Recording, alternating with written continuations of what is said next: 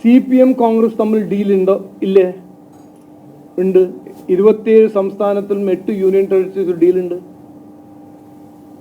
പുതുച്ചേരിയിലും തമിഴ്നാട്ടിലും ഇപ്പോൾ നടക്കുന്ന തെരഞ്ഞെടുപ്പിൽ ഒരുമിച്ച് മത്സരിക്കുന്നത് CPM കോൺഗ്രസ്സാണ്. അപ്പോൾ അവിടെ ഒരു ഡീലുണ്ട്.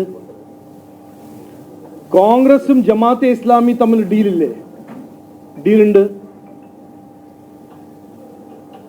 ഈ കോൺഗ്രസ് CPMന്റെ ഡീലിനെ കുറിച്ച് മറ്റൊരു തെളിവ്, 10 കൊല്ലം പ്രതിപക്ഷ പാർട്ടിയായ കോൺഗ്രസ് പാർട്ടി 10 കൊല്ലം CPMന്റെ എതിരെ എന്തെങ്കിലും ചെയ്തോ പറഞ്ഞോ? ശബരിമല കൊള്ള, ശബരിമല 2018 ദ്രോഹം, വിദ്യാഭ്യാസ മേഖല അതിൻ്റെ വീഴ്ച, ആരോഗ്യ മേഖലയിൽ വീഴ്ച, ഇവിടെ നടന്ന അഴിമതി, അതിനെക്കുറിച്ച് 10 കൊല്ലം കോൺഗ്രസ് പാർട്ടി മൗനം പാലിച്ചില്ലേ?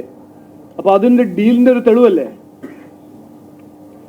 അപ്പോൾ CPM കോൺഗ്രസ് തമ്മിലൊരു ഡീലുണ്ട്, അതിലാർക്കും ഒരു സംശയമില്ല, അതൊരു ഡീലുണ്ട്. ആ ഡീലിൻ്റെ പേരാണ് ഇന്ത്യ അലയൻസ്. കോൺഗ്രസും ജമാഅത്ത് തമ്മിൽ ഡീലുണ്ട് എന്ന് കോൺഗ്രസ് തന്നെ സമ്മതിക്കുന്നു.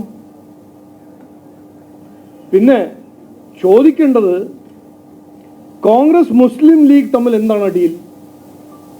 അത് ചോദിക്കേണ്ട ഒരു ചോദ്യമാണ്. ഞങ്ങൾക്ക് കിട്ടിയ ഇൻഫർമേഷൻ പ്രകാരം കോൺഗ്രസിനെ റിമോട്ട് കൺട്രോൾ ചെയ്യുന്ന ഇന്ത്യൻ യൂണിയൻ മുസ്ലിം ലീഗ് അവരുടെ ആവശ്യം, അവരുടെ ഡിമാൻഡ് എന്ന് പറഞ്ഞാൽ, ഇന്നല്ലെങ്കിൽ നാളെ, നാളെ അല്ലെങ്കിൽ മറ്റന്നാൾ ഏതെങ്കിലും കാലത്ത് ഒരു കോൺഗ്രസ് സർക്കാർ ഇവിടെ വന്നാൽ, UDF സർക്കാർ വന്നാൽ, മുസ്ലിം ലീഗിന് ഡെപ്യൂട്ടി ചീഫ് മിനിസ്റ്റർ ഉണ്ടാവും. അത് അവരുടെ ഒരു കണ്ടീഷനാണ്. 6 മന്ത്രിമാരായിരിക്കും ഇന്ത്യൻ യൂണിയൻ മുസ്ലിം ലീഗിൻ്റെ. അത് അവരുടെ കണ്ടീഷനാണ്. അങ്ങനത്തെ ഒരു ഡീല് നടന്നിട്ടുണ്ടോ? അത് തീരുമാനിച്ചിട്ടുണ്ടോ? അത് സമ്മതിച്ചിട്ടുണ്ടോ? ഇതാണ് ചോദിക്കേണ്ടത്.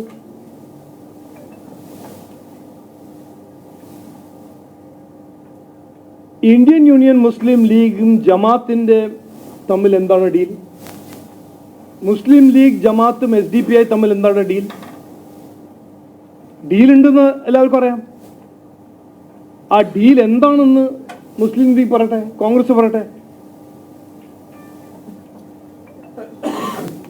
അപ്പൊ ഇത് മൂന്നാമത്തെ ഒരു നുണ, ഡീൽ.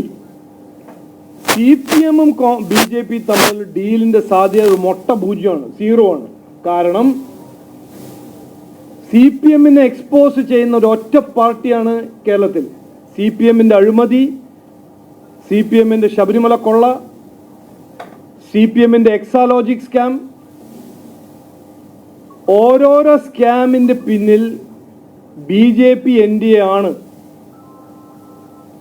അവരുടെ അഴിമതിയും അവരുടെ ദുർഭരണവും അവരുടെ കുറ്റകരമായ അനാസ്ഥയും അവരെ തോൽപ്പിക്കുന്നത് BJP ആണ്.